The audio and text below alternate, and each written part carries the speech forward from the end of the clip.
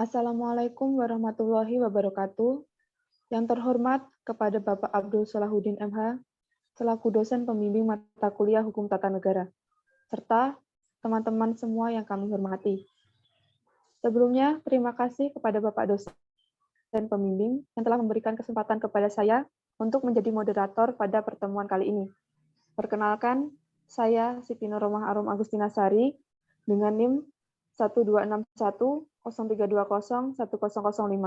dan rekan saya yang pertama Dea Yunita Anggraini dengan NIM 1261032010023. Yang kedua Nafilda Putri Rahmasari dengan NIM 1261032010024. Dan rekan saya Ayudia Maulidia Agustina dengan NIM 12103173124. Pada presentasi kali ini, kelompok kami membawakan tema tugas dan wewenang lembaga negara menurut Undang-Undang Dasar. Kepada rekan saya dipersilakan. Baik, terima kasih atas kesempatan hari ini. Pembahasan yang pertama, 1. Pengertian lembaga negara. 2. Lembaga negara sebelum dan pasca amandemen. 3. Tugas dan wewenang lembaga negara menurut Undang-Undang Dasar. 1. Pengertian lembaga negara. Lembaga negara adalah lembaga pemerintah atau civilized organization, di mana lembaga tersebut dibuat oleh negara, dari negara, dan untuk negara, di mana bertujuan untuk membangun negara itu sendiri. Lembaga negara terbagi dalam beberapa macam dan mempunyai tugasnya masing-masing. Lembaga negara sebelum dan pasca amandemen. Lembaga negara sebelum amandemen. Undang-Undang Dasar Negara sifatnya terbuka dan bisa diubah sesuai dengan perkembangan zaman. Undang-Undang Dasar 1945 setidaknya sudah sebanyak 4 kali mengalami perubahan, yakni pada periode pada tahun 1999 hingga 2002. Amandemen Undang-Undang Dasar berpengaruh terhadap sistem ketatanegaraan di Indonesia. Dengan perubahan tersebut, berubah juga struktur kelembagaan negaranya. Sebelum Undang-Undang Dasar 1945 diamandemen, kedudukan MPR berada lebih tinggi dari lembaga-lembaga tinggi lainnya. Dan Undang-Undang Dasar merupakan hukum tertinggi. Pasca amandemen, sistem ketatanegaraan Indonesia sesudah amandemen Undang-Undang Dasar 1945 dapat dijelaskan sebagai berikut. Undang-Undang Dasar merupakan hukum tertinggi di mana kedaulatan berada di tangan rakyat dan dijalankan sepenuhnya menurut Undang-Undang Dasar. Berikut lembaga tinggi yang sejajar kedudukannya sebelum amandemen. 1. Mahkamah Agung. 2. Presiden. 3. Dewan Perwakilan Rakyat. 4. Dewan Pertimbangan Agung. 5. Badan Pemeriksa Keuangan. Dan juga berikut lembaga tinggi yang sejajar kedudukannya sudah amandemen. 1. Presiden. 2. Majelis Permusyawaratan Rakyat. 3. Dewan Perwakilan Rakyat. 4. Dewan Perwakilan Daerah. 5. Badan Pemeriksa Keuangan. 6. Mahkamah Agung. 7. Mahkamah Konstitusi.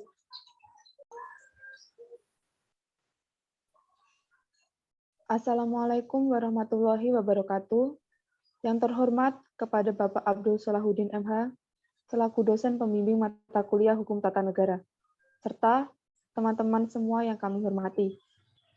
Sebelumnya, terima kasih kepada Bapak dosen pembimbing yang telah memberikan kesempatan kepada saya untuk menjadi moderator pada pertemuan kali ini.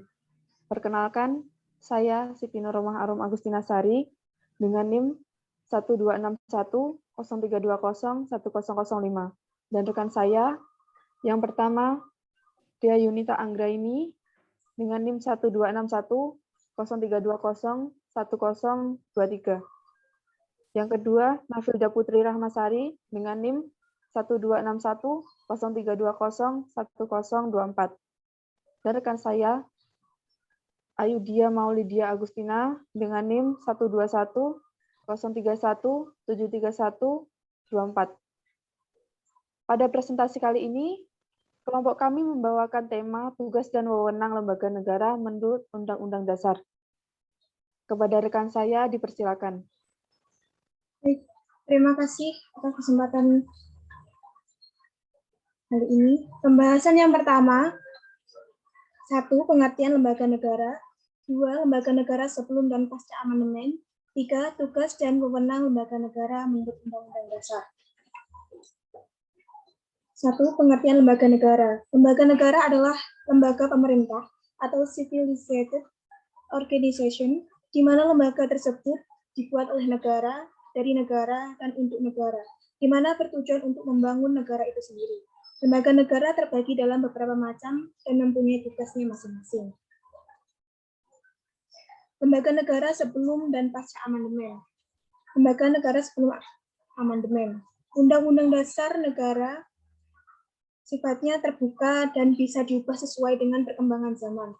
Undang-Undang Dasar 1945 setidaknya sudah sebanyak 4 kali mengalami perubahan, yakni pada periode pada tahun 1999 hingga 2002. Amandemen Undang-Undang Dasar berpengaruh terhadap sistem ketatanegaraan di Indonesia. Dengan perubahan tersebut, berubah juga struktur kelembagaan negaranya.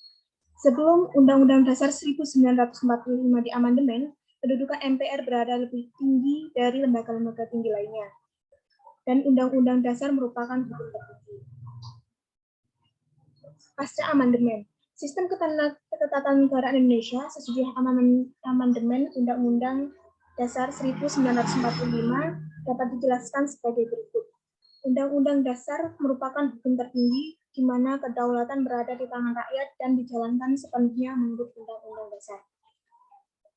Berikut lembaga tinggi yang sejajar kedudukannya sebelum amandemen.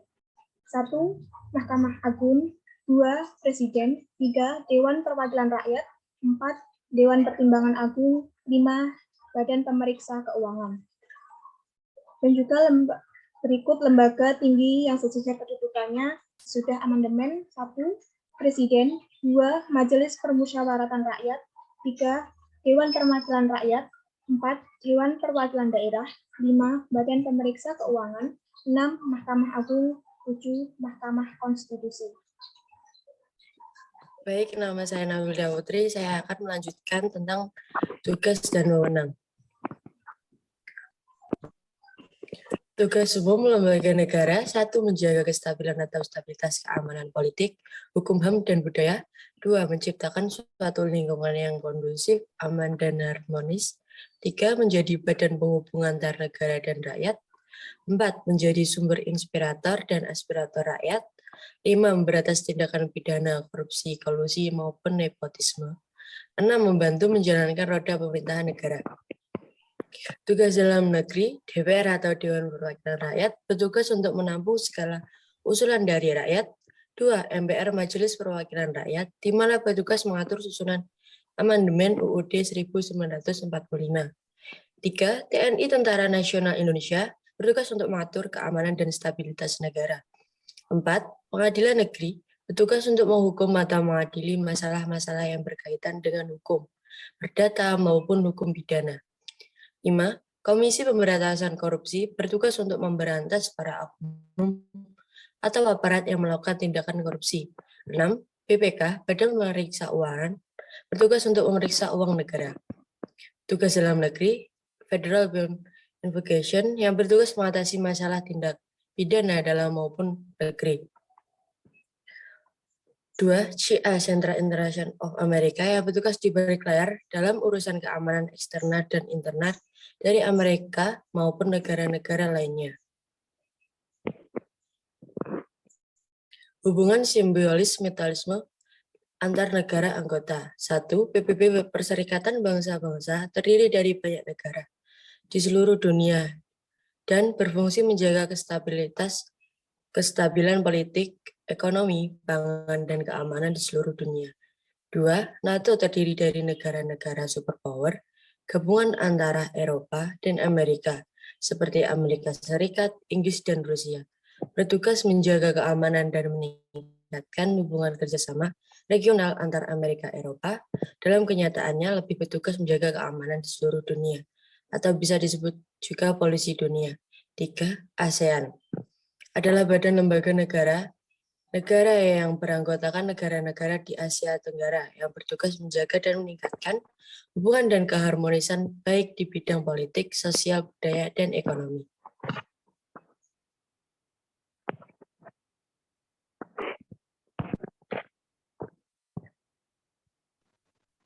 Sekian presentasi dari kami. Terima kasih atas partisipasinya. Kurang lebihnya mohon maaf. Wassalamualaikum warahmatullahi wabarakatuh. Waalaikumsalam warahmatullahi wabarakatuh.